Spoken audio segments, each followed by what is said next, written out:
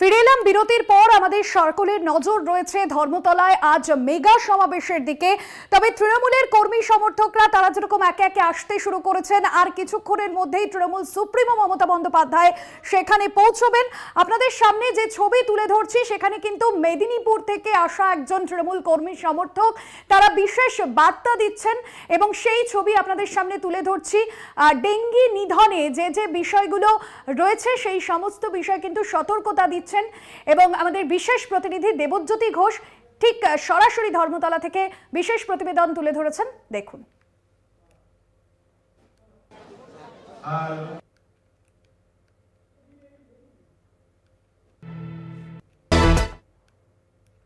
একুশে জুলাইয়ের মঞ্চ থেকে কি বার্তা দেন তার দিকে তাকিয়ে আছে রাজনৈতিক মহল।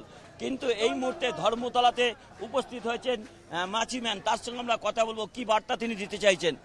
আমি এসেছি পশ্চিম মেদিনীপুর থেকে, চন্দ্রকোনা থানার অন্তর্গত যাদবপুর গ্রাম থেকে।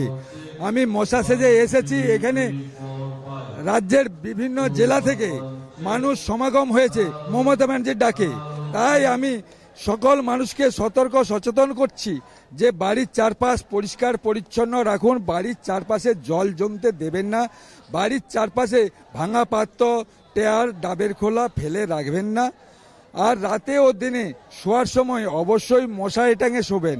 দিনে বেলা মার্কেটে বেড়ালে ফুল হাতা জামা প্যান্ট পরে বেড়াবেন, কেন এডিস মশা দিনে বেলায় কামড়ায়।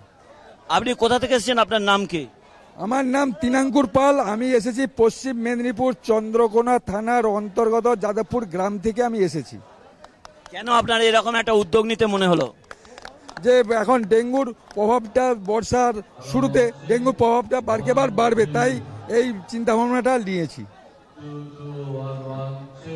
দেখো, তৃণমূল নেত্রী মমতা বন্দ্যোপাধ্যায়, অভিষেক বন্দ্যোপাধ্যায় এই মঞ্চ থেকে বার্তা দেবেন, কিন্তু এই ডেঙ্গুর সচেতনতার জন্যই বার্তা দিচ্ছেন এই মাছিম্যান, যা অত্যন্ত প্রশাসনিকভাবে গুরুত্বপূর্ণ।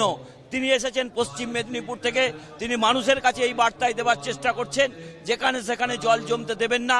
ডেঙ্গুর মশারা মূলত পরিষ্কার জলে জন্ম হয় এবং সেই জন্যই বাড়ির সমস্ত জলকে পরিষ্কার করে রাখার বার্তাই তিনি দিচ্ছেন আজকে 21শে জুলাইয়ের শহীদ মঞ্চে উপস্থিত থেকে।